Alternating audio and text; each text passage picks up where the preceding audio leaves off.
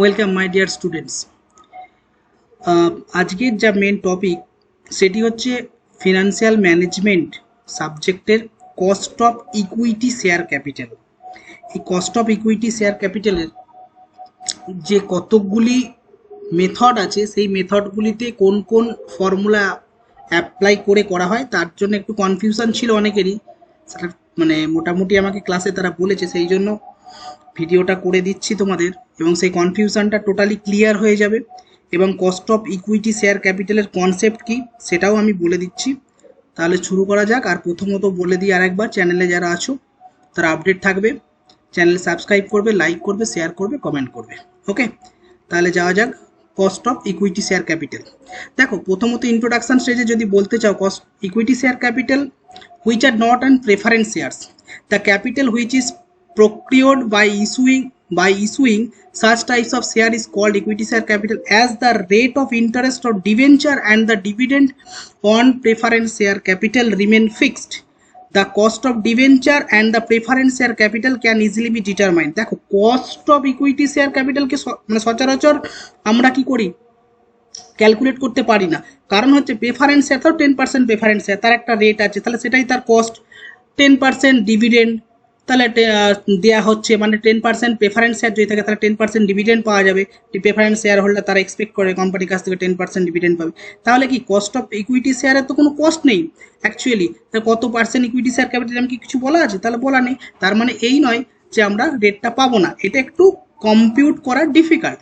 দেখো, এখানে সেই জন্যই বলছে but the rate of dividend on equity share is not fixed, so the it is quite complex to determine the cost of equity share capital. The rate on dividend on equity share depends on the amount of profit earned by the company. For instance, if there is no profit in any year, so the equity shareholder gets no dividend. So it seems that the equity share capital has no cost, but the assumption is not correct. এইটা কিন্তু ভুল ধারণা। Okay, because every shareholder expects a minimum rate of return on his or her investment. The market price of the shares depends on the expected rate of dividend as well as the actual rate of dividend. Thus, if the actual rate of dividend is more than the expected rate of dividend, the market price will rise. মানে আমি যা expect করছি তার চেয়ে বেশি dividend পাচ্ছি, তাহলে কি মার্কেট প্রাইস আমার ইনক্রিজ করবে সেই শেয়ারে। On the other hand, if the actual rate of dividend is less than the expected rate, then the market price will fall. So the company should pay the dividend on its equity share capital at a minimum rate which is expected by the shareholders in order to keep the market price of the shares intact or unchanged.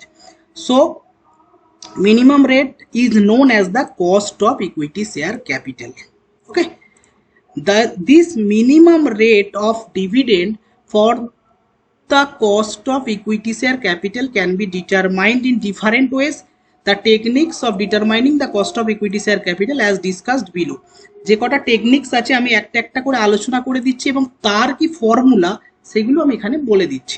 দেখো, যদি আমি dividend capitalisation মেথডে যাই, এই মেথডে cost of equity share capital is the discount rate, মানে কেই, এই যে কেই দেখো, এই কেইটা হচ্ছে একটা ডিসকাউন্ট রেট হুইচ ইকুয়েটস, যেটা সমান করে মানে ইকুইভ্যালেন্ট করে the present value of the expected future earnings, that is dividend per share, okay, with the market price per share বা each share, that is P, market price per share. Now we can make three assumptions regarding the future dividend per share. প্রথমত, firstly, it can be assumed that a uniform rate of dividend is to be obtained in future. Secondly, rate of dividend will increase in future at a fixed rate. মানে প্রথমত uniform রেটে dividend পাবো, দ্বিতীয়ত uniform rate একটা fixed রেটে dividend আমার increase হবে, আর thirdly dividend will not grow at the future বা in the future time dividend will not grow.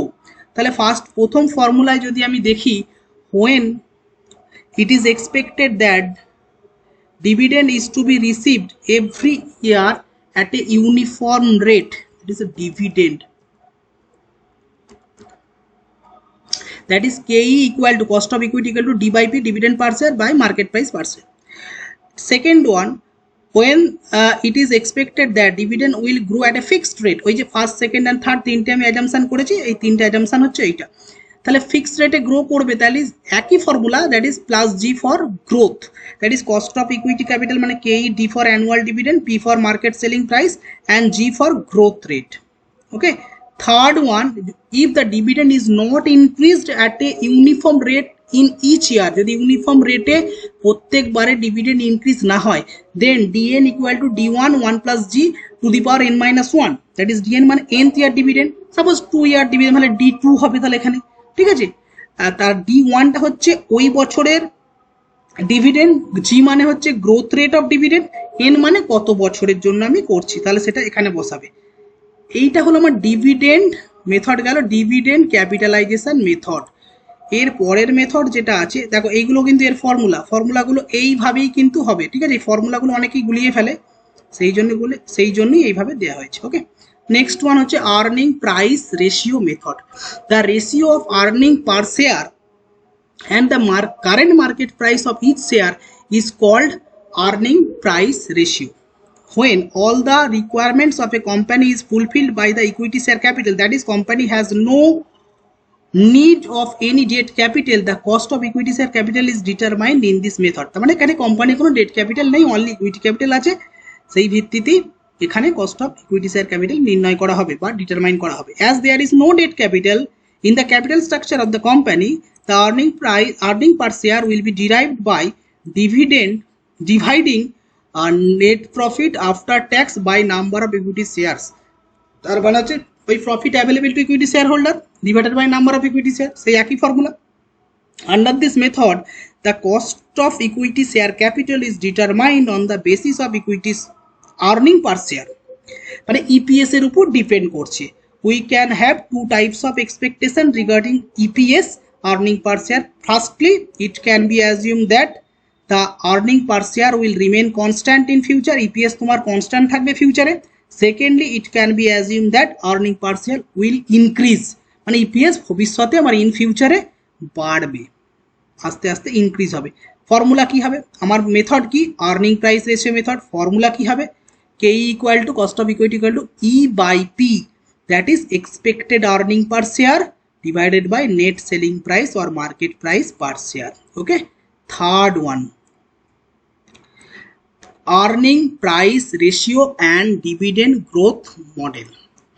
At the time of determining the cost of equity shares capital under earning price ratio method, it is assumed that dividend payout ratio of the company is 100%, that is the entire earnings of the company is distributed among the shareholder, মানে যা কোম্পানির earnings হবে সেটা dividend আকারে পুরোটাই distributed করে দেবে, that is 100% distribution, no retention in the company's hand, that is entire earnings is distributed among the shareholders as dividend. The retention ratio is 0, but sometimes it may be given in the problem that dividend payout ratio is less than 100%, যদি 100% এর কম হয়, পুরো 100% যদি না সেই dividend আকারে দেয়, then if so the amount of retained earning must be given, তাহলে রিটেন আর্নিং তোমাকে নিশ্চয়ই কোনো না কোনো জায়গায় দিয়ে দেবে। In such a case it is to be decided whether the retained earnings yield the equal amount of the expected earnings to the shareholders or not, তাহলে শেয়ারহোল্ডারের কাছে তাদের এক্সপেক্টেড আর্নিং তারা যে ইল্ডস করছে সেটা তাদের কাছে ইকুয়াল হচ্ছে না ইকুয়ালস অর নট, এইটা তোমাকে দেখতে হবে। এখানে যে ফর্মুলাটা এখানে বলেছে, যদি there is no retained earnings, যদি কোনো রিটেন আর্নিংস থাকে না, তাহলে হবে cost of equity equal to E within bracket 1 plus G divided by P. If the retained earnings does not yield equal to the expected earnings of the share holders, যদি written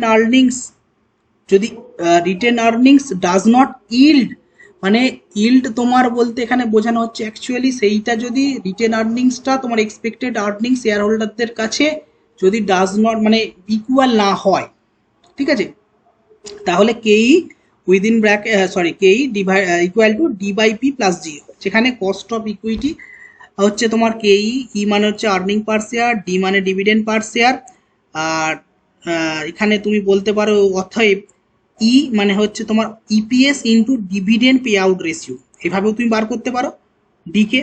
অথবা P মানে net selling price আর market price, জি মানে growth rate, এইভাবে তুমি বার করতে পারো। অর্থাৎ এখানে যে তিনটে মেথড তোমাদের শেখানো হলো কস্ট অফ ইকুইটি ক্যাপিটালের, প্রথম মেথড হচ্ছে dividend capitalization method, second method হচ্ছে তোমার আর্নিং প্রাইস রেশিও মেথড, এবং থার্ড হচ্ছে earning price ratio and dividend growth model.